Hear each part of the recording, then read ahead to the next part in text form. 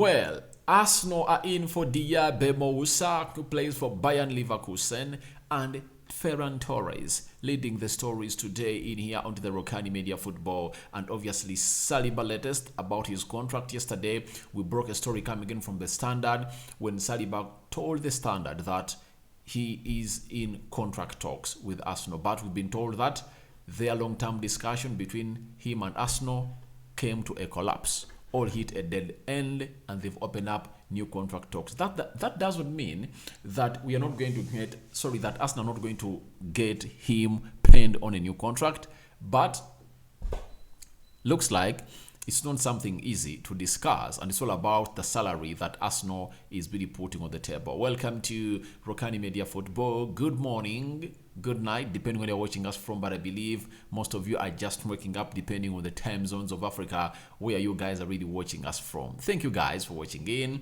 Rokan David is my name, and here I am with another story of Arsenal. Remember, today we've done 4 stories. This is the 4th story of the day, and I think tomorrow morning we are going to come in through with more stories and updates, because I know after Arsenal holding a meeting, lots of stories are really going to come out as who they've been linked to and where they are going to see themselves look at as far as getting an alternative or Moussa Modric is concerned. Now, let's get into this story. This story was published by Ryan Taylor. He works for the Daily Express in December 16th, as you see it there. Let me see. Is it that date really showing? All right. Yes, you are seeing the date. I've brought it back to show you that this interest of Moussa Diaby is not new, especially Arsenal going in for Moussa Diaby. In the summer, they are calling in for 60 million euros. Arsenal never went in for him. But in December, Ryan Taylor told us the following. Arsenal now considers Moussa Modric to be their primary target. That was in December before we hit January, and he goes to Chelsea. Despite strong interest in Wolves' Pedro Neto, Villarreal's Jeremy Pino, and Moussa Diaby of Bayern Leverkusen, the Gunners have opened dialogue with Modric. That was way by then, but that means these were the alternatives or Moussa Modric that they were looking at if at all the Moussa Modric deal failed. Now, because the Moussa Modric deal hit a dead end and went to Chelsea, Arsenal have gone in for Moussa Diaby, as you see the name in here for you. And we've been told by a source coming in from Seth Sports, you know him, he works for Sky Sports. He has told us that Arsenal have made initial contact with Bayern Leverkusen over Moussa Diaby. Leverkusen do not want to sell mid-season, and were quoting 100 million euros to interested clubs in the summer. You know, this is the problem Arsenal is going to face. Every club is knowing that Arsenal is walking around with 100 million euros in their pocket. So, every player they are going to go on, even if he's 50 million euros or 60 million euros, they are going to call in for 100 million euros. We 100% know that in the summer, they are calling in for 60 million euros for a player known as Moussa Diaby. He's a left-footed player. He can play as a center forward. He can play as a left winger. He can play as a right winger. But most of the goals he has gone ahead to score a lot for Bayern Leverkusen, he has scored them as a left winger, meaning that Arsenal may be wanting to really bluster their left side. That's it. And you have to know what it means for Arsenal if at all they don't sign in a player to bluster their attack. They need these players to come in through and bluster their attack. But making initial contact with Bayern Leverkusen is really important.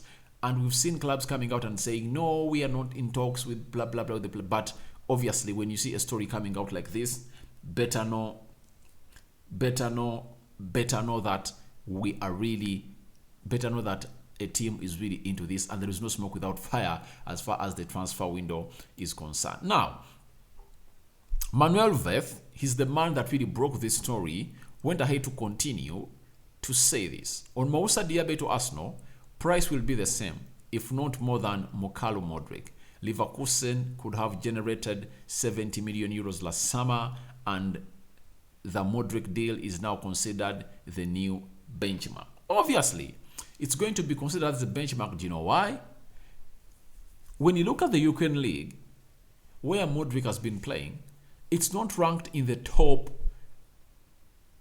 Is it ranked even in the top 10 leagues? Because after Premier League, Spanish La Liga, Serie A, Bundesliga, French League 1, you go to Portugal, Premier La Liga, there is the Netherlands, Eredivisie, there is the Scottish Premier League, there is the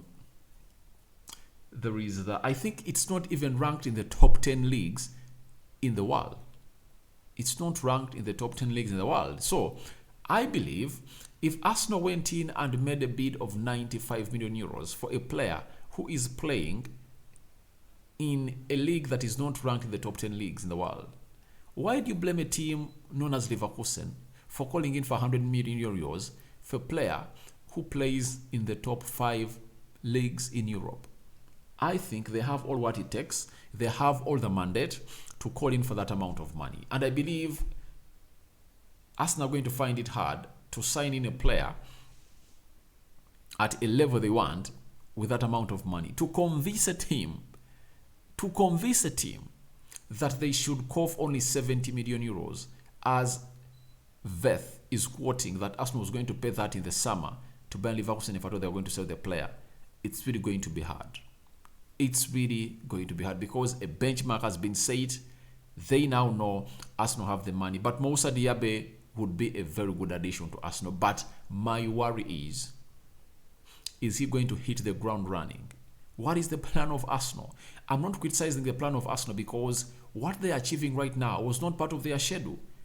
Mikel Arteta, Edu, never knew that they would compete for the Premier League. Reaching right now, 18 games played, nearly one game less to half a season of the Premier League of 19 games.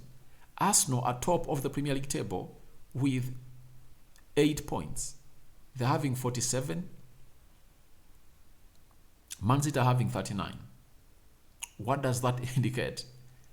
An alternation or change of the plan of Arsenal had to be put into order. However much a strategy was done and a plan was drawn, this time, as they say, desperate moments call for desperate actions. Even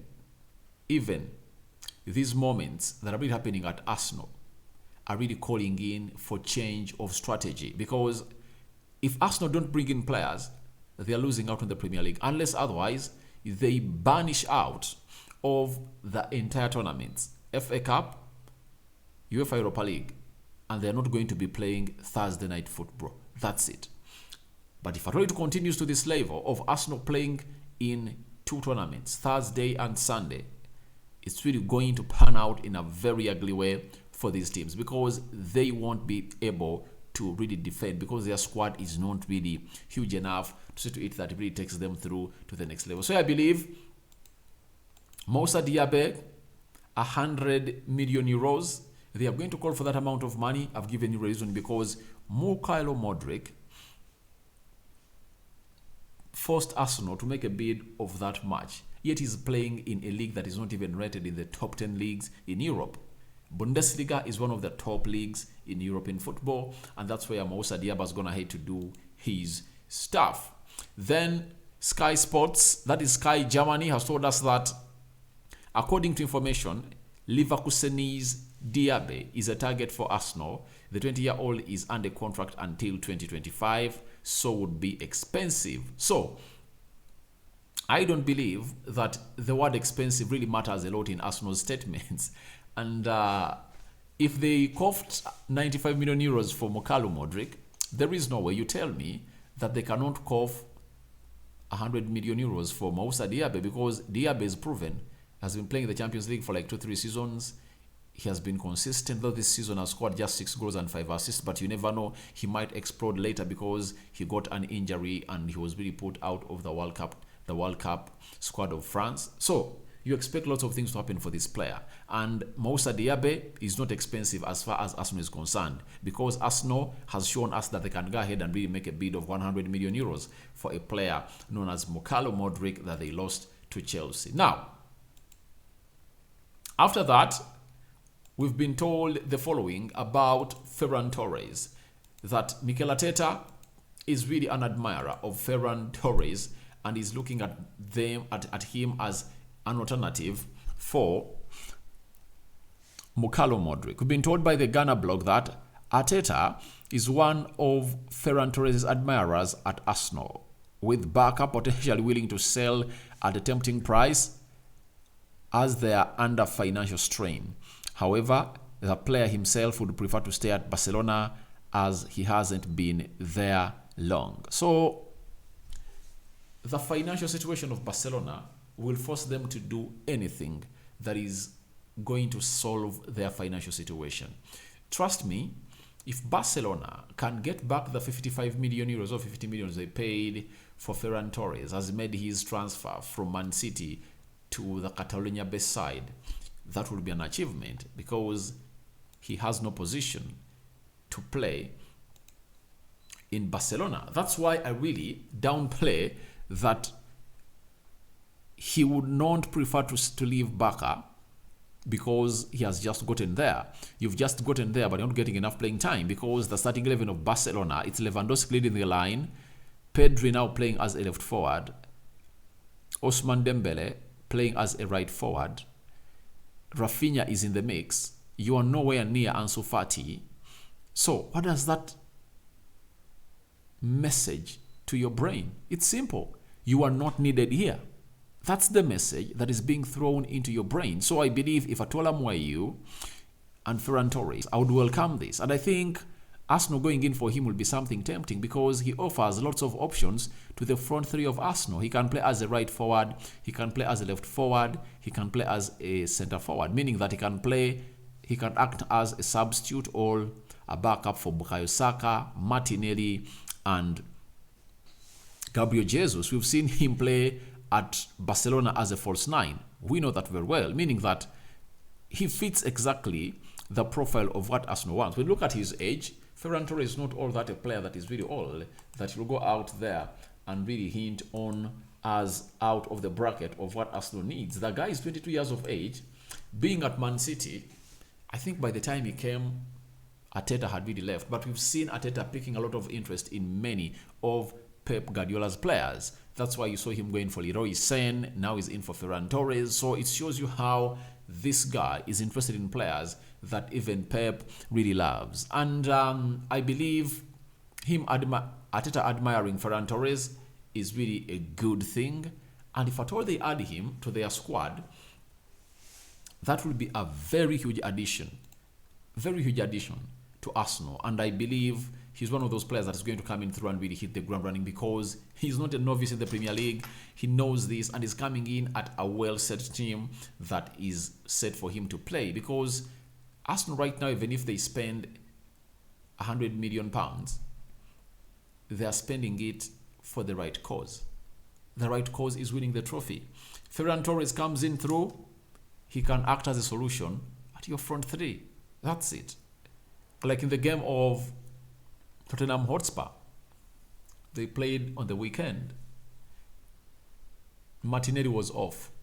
I don't really recall any moment Martinelli was really in a killing position to kill off a side known as Tottenham Hotspur.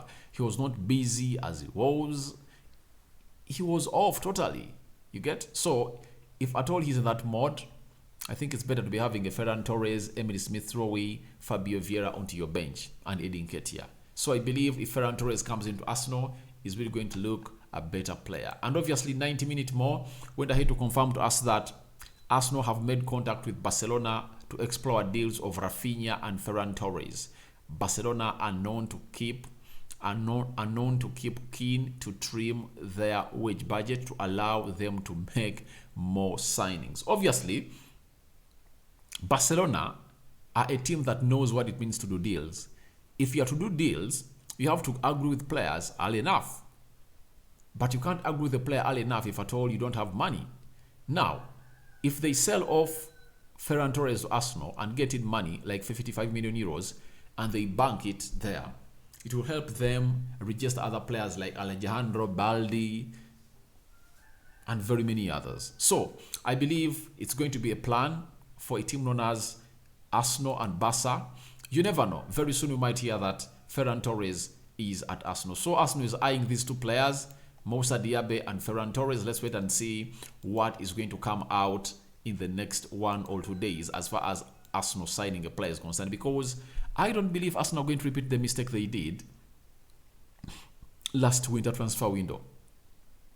Aubameyang kicked out, Arsenal didn't sign in players.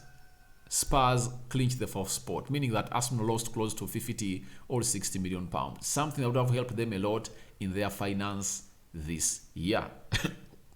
Now, yesterday I brought you a story of William Saliba saying that he's going to put pen to paper. He's happy at Arsenal, but we've been told why the negotiations have really taken long by a man known as James Ole. He's a senior football reporter or writer at ESPN. He has told us that Arsenal set up talks with William Saliba over a new long-term contract.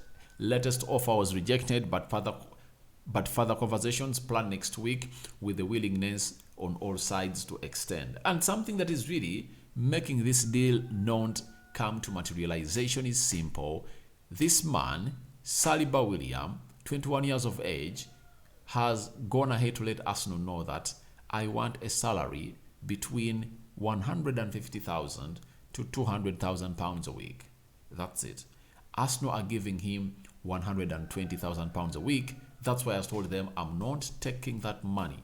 I'm not taking that money. You need to offer more to me. So that's what is happening in the camp of Arsenal. William Saliba wants more money. Does he deserve it? Yes, he does, because at the age of 21, that's where you're supposed to be earning more money, because every player would love the money. Every player would love the money, and Arsenal are in a weaker situation, and Saliba is in a strong situation, because Saliba, after the summer, will be left with 1 year on his contract. What does that mean? Arsenal need to see to it that they find this player, because if he reaches January of next year, when he has not renewed his contract, he can agree a deal with any team and sign a pre-contract. So, would Arsenal have to lose a defender who has been rated the 4th most valuable defender in the world, or 5th? I don't think they won't. I don't think they will lose him, and I think very soon they will come to a compromise, and obviously the agent of Saliba is trying to milk out the entire money they're supposed to be getting from this deal. So your reactions to Arsenal in for Diaby and Torres as Mudrik's alternatives are welcome in the comment section below. What do you think about Saliba William turning down the contract that Arsenal had given him, and negotiations have really freshened up to see to it that they come to a compromise and tie him in a longer contract, like they did to a player called Gabriel Magalhaes, his fellow defensive partner. Guys, good night, good morning. Cover you all in the precious blood of Jesus Christ. I'm out.